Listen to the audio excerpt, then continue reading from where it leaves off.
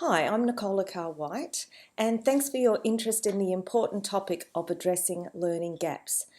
This is a recording of the presentation that was made at Research Ed.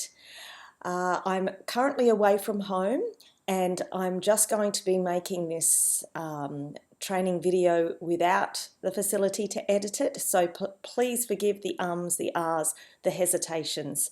Better for me to get this back to the attendees quickly than to have a polished performance. So I'm Nicola Carr-White and I'm a primary school teacher and also a recent Research Masters graduate.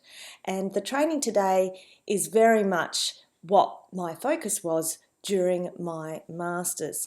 The title of my thesis was Towards an Evidence-Informed Differentiated Learning Consolidation Process to Support Classroom Instruction. So there's some key terms in here. It's towards an evidence-informed process. And new research comes out all the time, but the studies that I used to support the changes and development of this process were some of the most prominent and certainly those most relevant to the process as it had developed in the classroom. The second thing is that the focus was very much on reviewing and revising a process that was to support classroom instruction. My examiners were Dr. Robert Bjork, Dr. John Sweller and Dr. John Hattie, and the feedback from Dr. Robert Bjork was that although there were some grammatical errors, there wasn't conceptual concerns, and that was fantastic. That was the best feedback I could possibly get. So, moving on, addressing learning gaps is all about differentiation and consolidation. The goal of addressing learning gaps is not that that all students will achieve the same level, but that there will be progress. And my research journey, which began in the classroom, was because I was struggling to manage differentiation and consolidation, and I know that I'm not alone in that.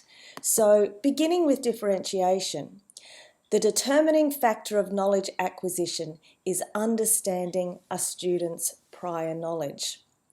Now, I didn't fully realise until I taught kindy for the first time how diverse students' prior knowledge was, even when they arrive at school for the first time.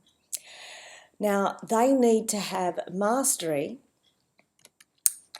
at each level for many subjects before they can move on. So there's no point in starting on sound-symbol relationships if they don't have some phonemic knowledge, and we don't start blending and segmenting on sounds that the students haven't mastered.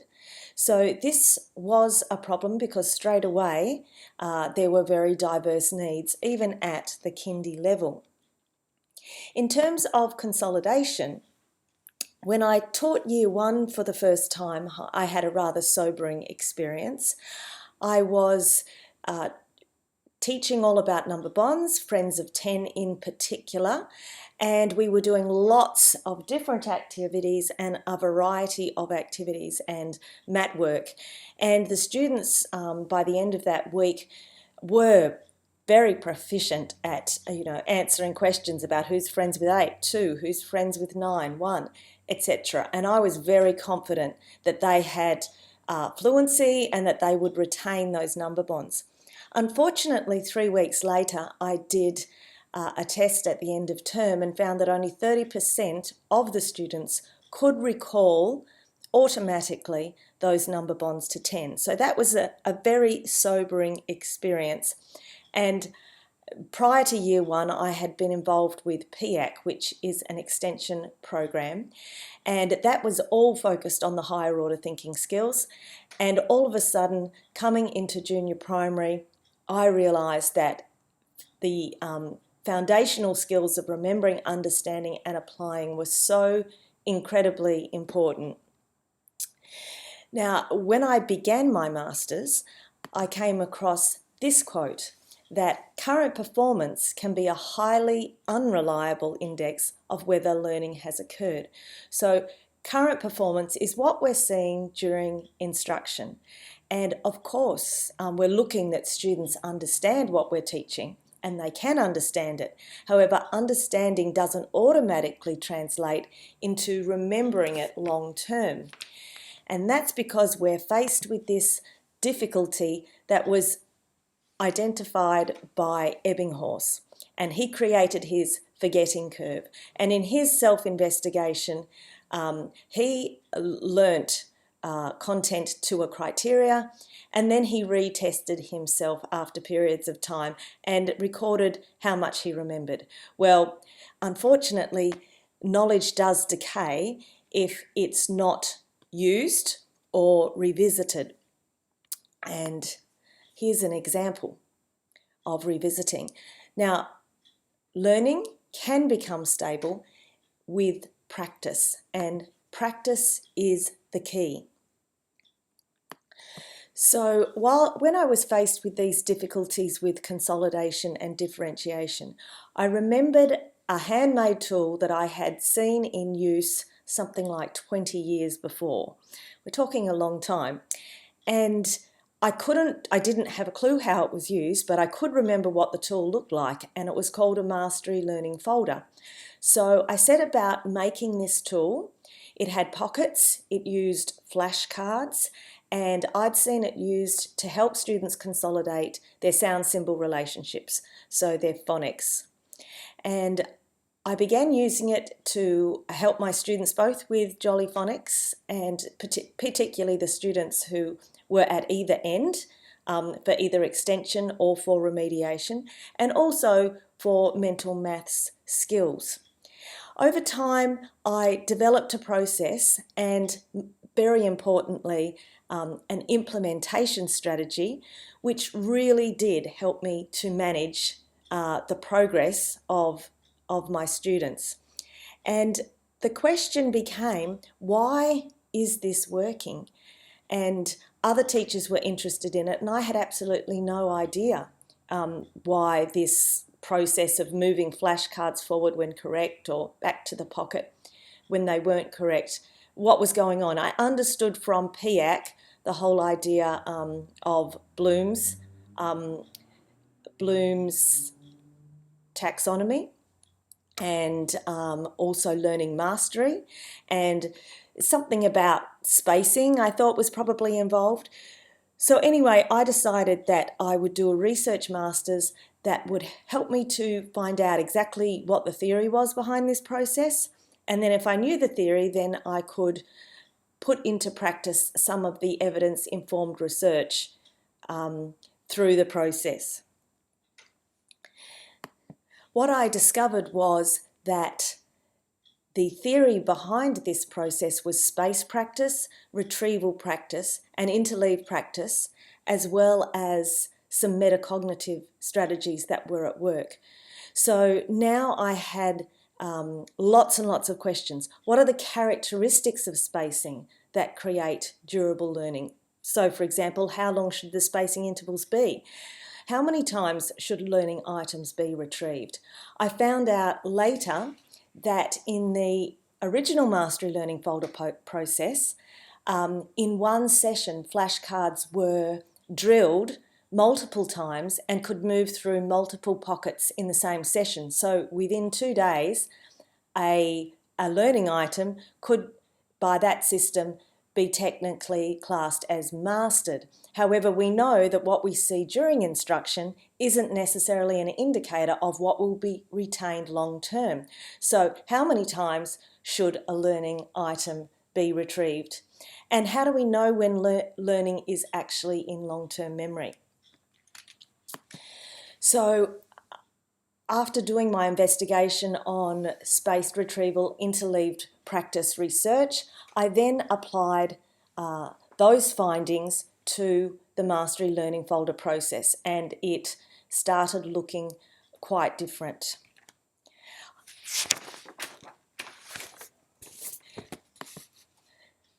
I'd like to begin by looking at how differentiation can be applied using the tool. The most powerful differentiation is based on pre-assessment and ongoing assessment of student progress towards key goals. Now, if you're watching this recording, I don't have the document that I was using in the training.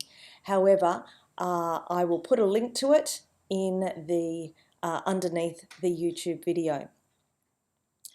So the document that I used has learning progressions of early literacy in flashcard format, in one-page screeners that can be used to identify where a student's learning has broken down. So thinking about phonological awareness, can the students recognise content at the word level, at the syllable level, at the phoneme level, and then when that level has been identified, I've created a bank of flashcards that can be used to practice those learning objectives at each level.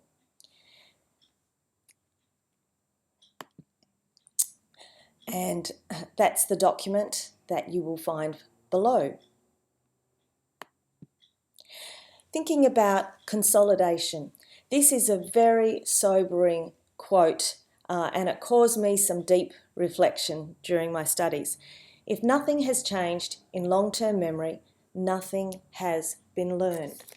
So the question becomes, in the classroom context, how can we get that learning into long-term memory when we're so limited with time and there's so many pressures and demands? So Dr. Robert Bjork, one of my examiners, developed the framework of desirable difficulties, and spaced retrieval and interleaved practice are strategies of desirable difficulty.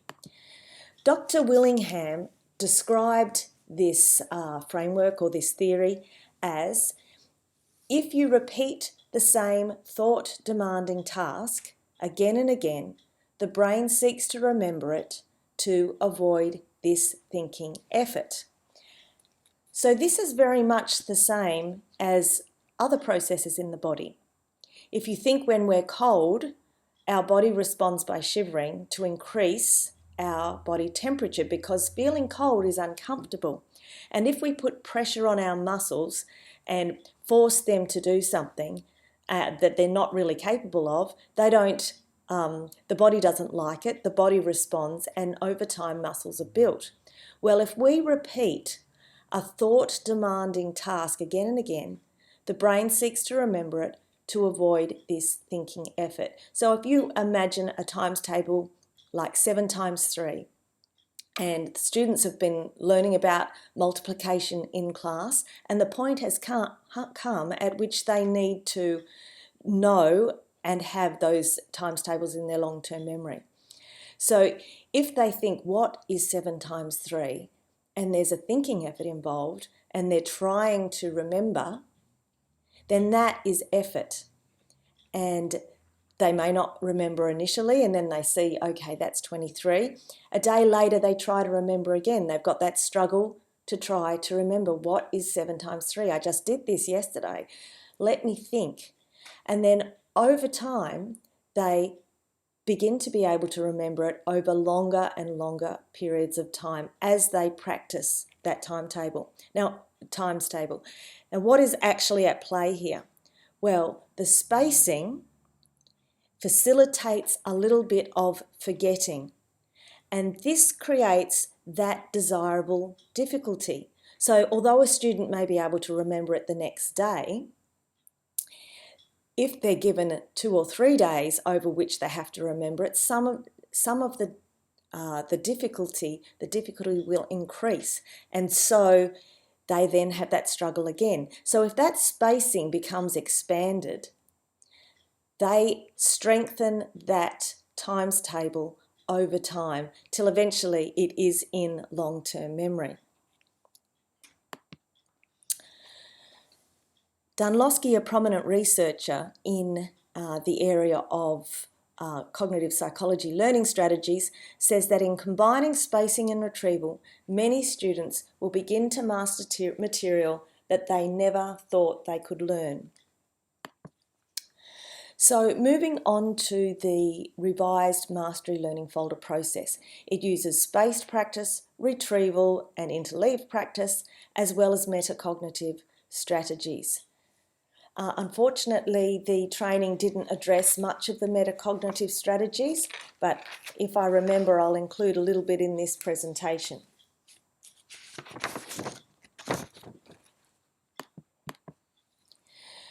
So here is the revised process and the pockets. This is the order that the pockets are found in the tool, although the arrangement can be in two different formats.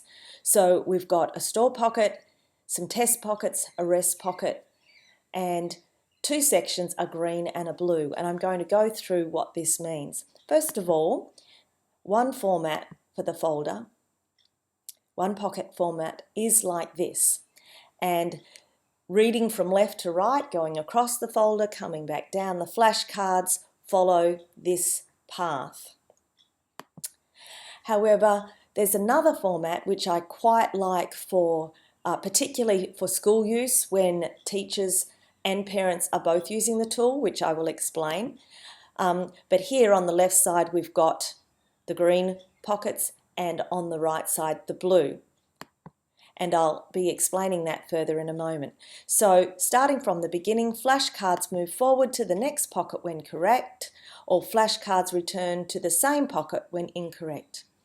And when flashcards are in the rest pocket, they will be moved forward without testing. The green pockets are for tutor testing during the week, and I'll give you some examples of who can be tutors. And the blue pockets are usually addressed by a teacher, sometimes an education assistant, will do this testing once a week. So the items in the blue pocket, the learning items, the flashcards, are only addressed once a week. So in terms of the tutor stage, this occurs during the week. We could say daily, but it's not every day necessarily, but it could be each school day or round about 3 to 5 sessions. The more sessions, the smaller the intervals and the easier the retrieval becomes. So you can actually manipulate that for students who need a little bit extra help. The tutors can be and are usually parents. Sometimes they're an education assistant, or when extra assistance is needed, I have very successfully used the student leaders in the school. The sessions, the folder sessions, can occur as homework, and then they can also be used before the school bell. So that's the way I prefer to use them. So as students arrived in the classroom at the start of the day, but before the bell, I would have a small team of parent helpers and student leaders who would conduct the tutor stage session with the students, taking maybe 4 students each, and that's how I would conduct the folder sessions. Now, that's achievable because the folder sessions are very quick, 5 minutes to 7 minutes, and this can be adjusted according to how many flashcards are actually in the tool. So tutor testing starts from the pocket label with the white back arrow. So this is counterintuitive to test backwards, but if you test backwards, you're always moving the flashcards out first and forward out of the pocket that they are that the next flashcards are going into. So it's just a very practical way to manage the movement of the flashcards. So if there's no flashcards in that pocket, then the person conducting the tutor testing will keep moving backwards until they hit the pocket that has flashcards in it. So this folder represents what the tutor would address on the very first day of using the folder.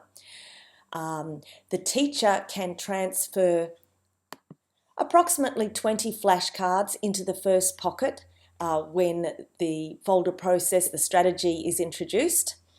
And as I said, the number of flashcards relate to how long the session takes, so the teacher can adjust that very easily. Now I'm going to take a look at the folder as it might appear after 1 or 2 weeks to demonstrate to you how the process works. So this is the tutor testing stage, usually conducted by the parent, perhaps each weeknight at home. The first thing that the tutor is going to do is they're going to arrange the content into subject areas, just in their hands, pulling out the flashcard from the pocket, reshuffling them into subject areas. When flashcards are mixed, for example, here the maths strategies are mixed up, it's called interleaving, and it's a desirable difficulty strategy. I don't have time to go into the details of it now, but it does have great gains for learning. And so then the reading strategies are put together, even if they're different topics, reading together and spelling together. You can see that there's an annotation on these flashcards. These are examples of flashcards that are in the Flashcard Club, which is free. Just sign up on the website. You can see that for the first one, I'm looking for subtracting with friends of 10. This flashcard wouldn't be in the folder if the students hadn't already mastered their friends of 10. So I want to take them to the very next small step of using that knowledge for subtracting 10 from 4. So I'm not looking for any fingers being involved in counting. I'm looking for the knowledge that 6 and 4 equals 10. You can see down on the last flashcard, individualised spelling is written on that flashcard. There's blank flashcards in the Flashcard Club as well. And that's because it's important to communicate to the parents what they are doing with these words. So for spelling, they're asking their child to write it down as the form of test. So here is our first day. There is a process that just repeats for every session. The first thing is that the parent pulls the bundle out of the pocket, and it will be the tutor testing pocket first, and they rearrange them in their hands so that they're in subject areas. Now, I'm not going to be doing that for this demonstration because it would be an animation nightmare, so you just have to remember that that's what happens. The very next thing is that the flashcards are tested. As each flashcard is tested, the tutor can ask a question about it. If it was correct, how did you remember that? Or how did you do that strategy? If it's not correct, maybe provide some instruction about it, or just identify where the learning is has broken down or what they don't know, and help as required.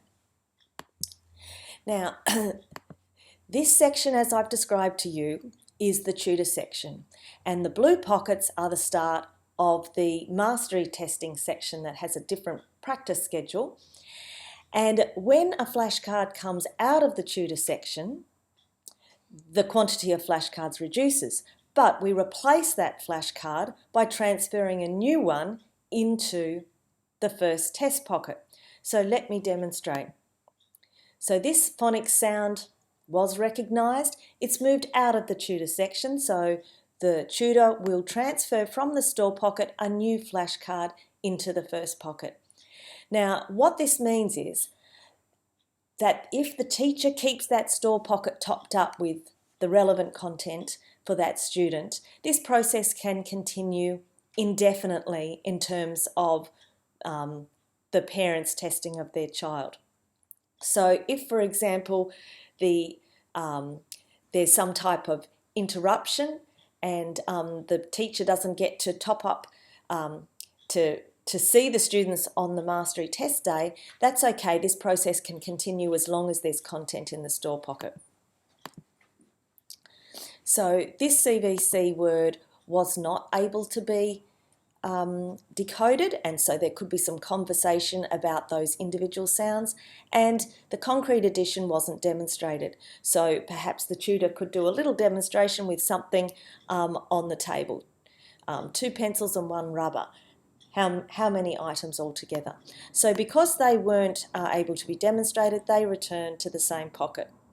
Now we see that we're now at a rest pocket, working backwards. Nothing has to happen with those flashcards. They're just going to be taken as a bundle and moved forward. That is increasing that spacing to up to half a week, because they're not going to be addressed at this session and then they have to wait for the next session, making it a little bit more difficult as they go along. So that's a decoding flashcard, and that could be decoded. This one was not able to be decoded, so some conversation about those sounds. Moving backwards through the pockets. These coins were added together successfully, and I might ask, how did you do that? And if they respond, well, I started with the largest coin first, I'd say, brilliant, exactly, fantastic, good strategy. And this one was also, this word could be decoded. Moving backwards, is this half? The student could identify that that was, and perhaps I'd say, can you see anything else in the room that you can divide evenly in half? This is a friends of 10 question, and they have forgotten their friends of 10 for 4, and so they could be reminded of that and maybe just go through again who the friends of 10 are, and that coin was not recognised. Now, if the content is in this pocket, it's right at the beginning of the learning process, and that's where the majority of the errors occur. As soon as they start getting into the process, they begin to remember better and better. So now I'm going on to the next day. I'm only going to do a couple of pockets here because you can re-watch the video for Monday if you wish, but we're starting from the tutor pocket. That flashcard needs to be practiced.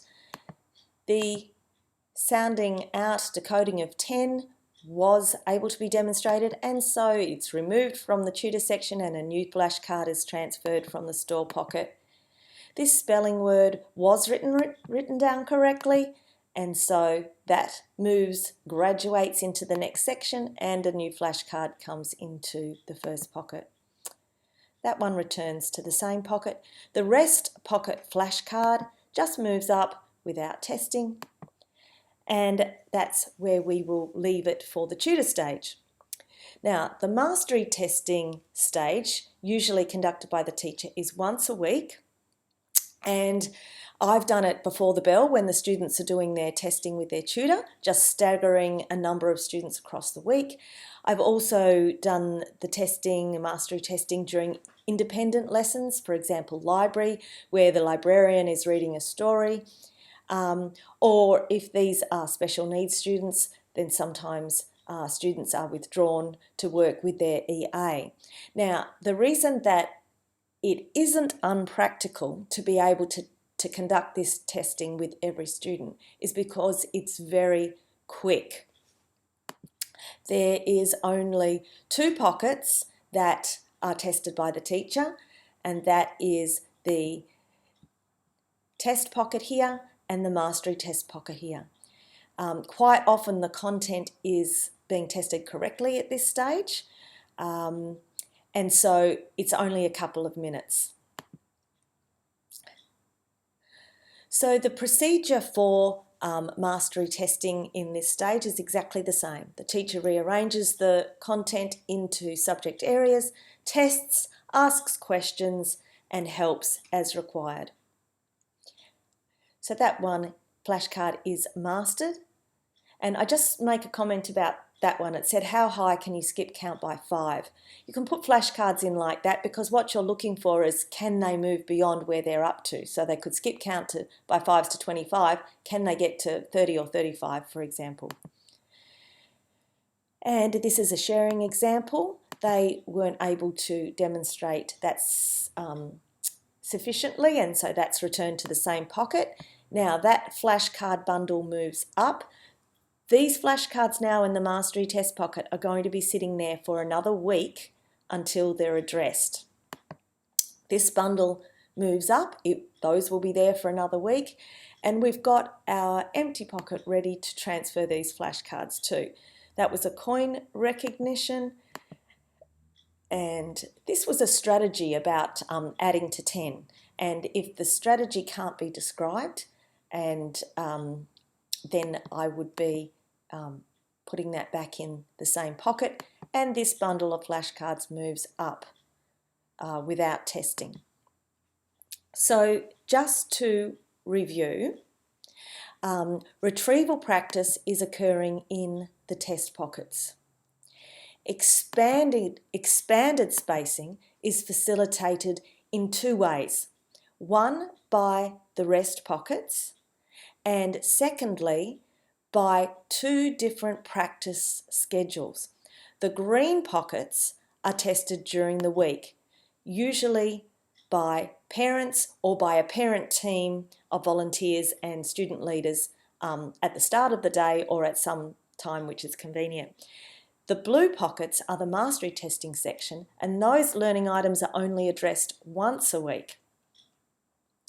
So let's have a look at what that means for spacing. So during the week, the content is being tested over days. So it's easier. This is new content, and they might be tested 4 times a week, so almost daily during the school week. Then the flashcards that enter the rest pocket are missing one session. So their spaced interval is expanding a little bit because they're starting to remember now, so we need to keep up that desirable difficulty. We need to keep up that struggle to remember, because that is what is doing the heavy lifting in moving this learning into long-term memory. So that's half a week now that those learning items are resting. And then if we go up to the mastery test section, we have to remember that these items are only addressed once a week. Now they arrive into this pocket on different days because they're graduating from here on different days. So they're in this pocket for up to 1 week, not a week, just up to a week, but then they rest and move forward, and they're in this pocket for 1 whole week. So it's 1 to 2 weeks that they are resting. So quite a big jump in the spaced interval. And then here they come into this pocket, they are resting for 3 weeks, 1 week in each pocket before they are addressed at the mastery test session. Now, one thing to realise is that every test pocket is a test of mastery and a learning event. The retrieval is a learning strategy. The thinking about the practice of recalling the knowledge is a learning strategy, as is the interleaving. But the process of the folder is also concurrently testing their mastery, and it's a self-paced process because the flashcards don't move forward until they've demonstrated mastery at each level. Can it be the item be remembered over days? Can it be remembered over half a week, 2 weeks, and 3 weeks? And 3 weeks is a very good indication.